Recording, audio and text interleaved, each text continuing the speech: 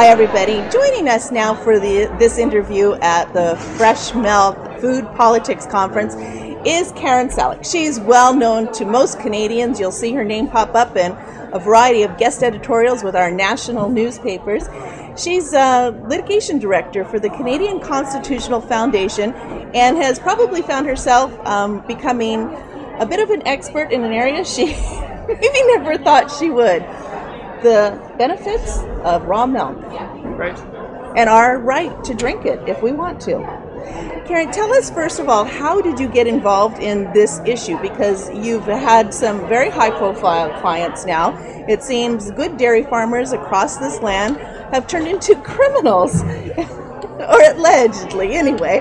But and they keep knocking at your door, and you keep helping them. Well, I got involved in this because I'm interested in the whole idea of human health, and so I'm a big advocate for health freedom. I'm a member of the Life Extension Foundation. I'm a member of the Weston A. Price Foundation. I like to look at all different ideas about health that are outside of the mainstream, and I've heard about Michael Schmidt for years. I remember his first raid back in, I guess it was probably the 1990s that his first raid took place, maybe even the 80s. And I just sort of had him in mind all this time. And his great crime going back then was he produced raw milk. He was distributing raw milk, even in those days. I remember hearing about him when I took on this job at the Canadian Constitution Foundation. I approached him, as Michael said here today. He didn't come looking for us. I approached him and said, I'm really interested in your cause, and I'm now working for an organization that can do something about this, because this is what we do. We go to court to make constitutional arguments in favor of life, liberty, and security of the person and other, fundamental And I things. can't think of one more issue that should be about life and liberty than our right to access healthy food sources if we so choose. Yeah.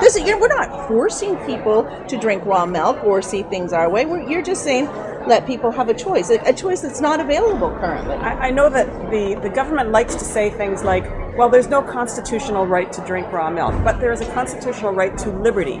And you don't have to say, well, that includes a constitutional right to breathe and a constitutional right to sleep. It includes liberty. Liberty means all those things. And unfortunately, our courts have, over the years, they've narrowed the interpretation of what liberty means so that now you'll get the lawyers coming into court and saying things like, well, liberty doesn't include the right to drink raw milk, and liberty doesn't include the right to do this, and it doesn't include the right to do that. And we need to sort of retake the word liberty to expand it back into what it originally meant. Who is benefiting from these restrictions on our personal freedoms to access food products like raw milk? Well, there's lots of different people who are benefiting. I mean, right now the oligopoly, the marketing boards that have milk quota restrictions. Those are the people, the farmers who hold the milk quota. They're benefiting from the fact that not anyone can get into the market. There's always people who will benefit from having regulation. Sometimes it's just the bureaucrats themselves. They get to build their empires, get larger salaries, have more influence. Sometimes it's specific industries that come to the regulators and say, well, why don't you regulate us? And what they're really trying to do is make sure that they don't have as much competition. Are we moving into a time in Canada where people have to start maybe looking beyond what is presented by the government marketing strategies? Certainly your speech here today talked about the psychology of the game, how government sells ideas so that Canadians perhaps start making decisions based on emotion as opposed to really looking at the facts of the matter. And is that a healthy way to make decisions, or should we be going, wait a minute, there's special interest groups here that are available. We've got a whole other area of concern within the health movement on GMOs. There's a big picture that's forming here that's sort of changing the landscape of Canada. And is it time Canadians woke up and started asking more questions and more accountability from their politicians? Well, I think we need to look beyond the reasons that they give. I mean, they're always giving reasons like, well, we have to do this to protect children, or we have to do this for safety. And those arguments don't ring true. When you really try to look beyond whose interest is it, in whose interest is it to actually pass these regulations, you usually find somebody who really isn't interested in children and really isn't interested in safety. They're just interested in lining their own pockets, and that's what we have to get past. And certainly we have to, as Canadians, start filtering that in our democratic duty, people, because I think we need to get involved. Okay, what is the status of raw milk in Canada as we now stand? Where are you going with this? And we want to help with fundraising. We believe that this is a very important issue. This is, regardless of whether you're involved in a health movement or raw milk, this is your right to choose people. And the government's saying, you don't have that right. You don't know enough about your own health or what you want that we're going to take care of you. Well, I think we're getting beyond that here in Canada now. So what is your organization doing at this point as far as the milk issue? Okay, you packaged about 5 questions in there, Kari. Where raw milk stands right now, it's illegal to sell raw milk throughout Canada. There is both a federal law that prevents the sale, and every province has its own laws that are worded somewhat differently. So in BC, they seem to be maybe as if they're going to make more headway in getting their provincial law changed than Ontario will, and so they might be allowed to have cow share operations, but they still wouldn't be able to sell milk, raw milk, in the supermarkets. For human consumption. Yeah, okay. In the supermarkets. Okay. In Ontario, you can't sell, distribute, deliver raw milk, so they've made it very strict, and it will be much harder to deal with. So BC will have to show you the way once again. Well, I hope, just based on what I've heard today at the conference about what progress what politicians say versus what actually gets done, we'll find out pretty quick. Yeah. Okay. Now, legally, what's happening with Michael Schmidt? Because you're representing him. Two things. I mean, Michael Schmidt is still doing his constitutional challenge on raw milk in the Ontario courts. He won at the trial level when he was representing himself, and then the government appealed, and that was overturned. So he now stands convicted on 13 charges relating to the sale of raw milk. And we are appealing that again. He's the dangerous kind of Canadian that, hundreds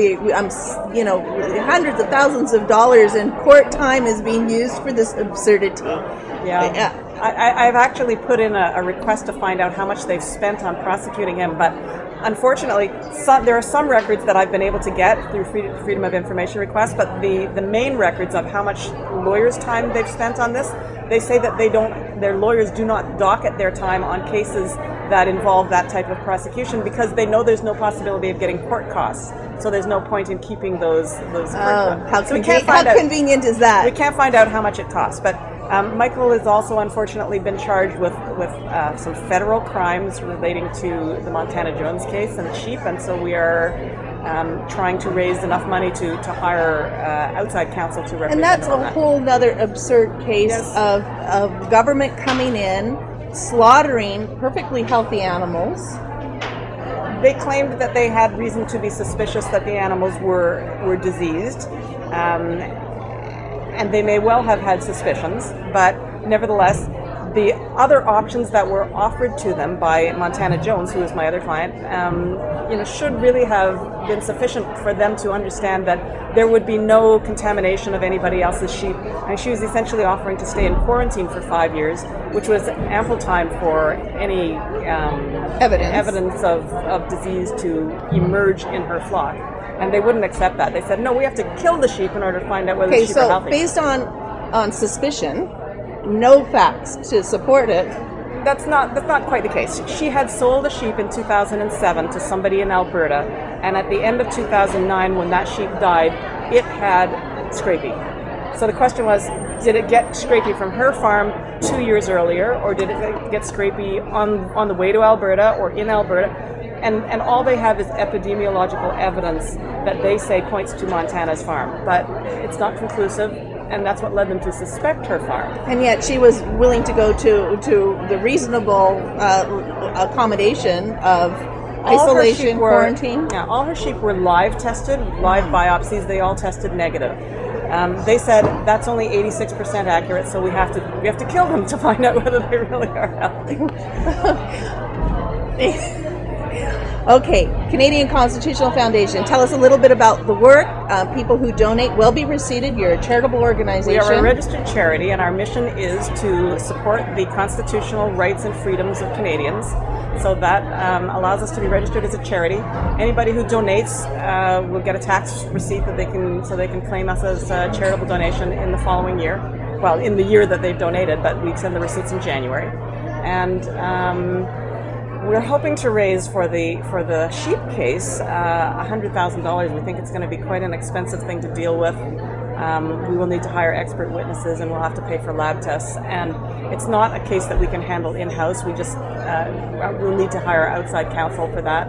So it's going to be expensive. And then the constitutional challenge to the right of Ontario people to drink raw milk. Where does that go? I'm doing that one myself. Okay. So that's being done in-house by staff lawyer, me. And it's at the Ontario Court of Appeal now. We are actually bringing a motion to have new evidence introduced, new scientific evidence, some of which was discussed at the conference today. Really good evidence. The Gabriella study is what I was planning to bring in, but now that I've heard that there's more information from... I saw your eyes lighting up. Yeah. I'm going to see whether we can work on getting some additional evidence before the court. That's brand new. I mean, she's talking about studies done in 2012 and 2013. That stuff is brand new, and I would really like to have it before the court. Okay, your website at the Canadian Constitutional Foundation? The Canadian Constitution Foundation. Sorry. Or TheCCF.ca. Okay, and I'm positive there's a donate button on there. You want people to be specific to the cause? If they want to donate, I mean, we do have to segregate the funds that we're devoting to each thing. So if they're interested in the sheep case, they will be offered the option of specifying what they want their funds to be used for. We're happy to get general donations, but we also are happy to get specific donations for different cases.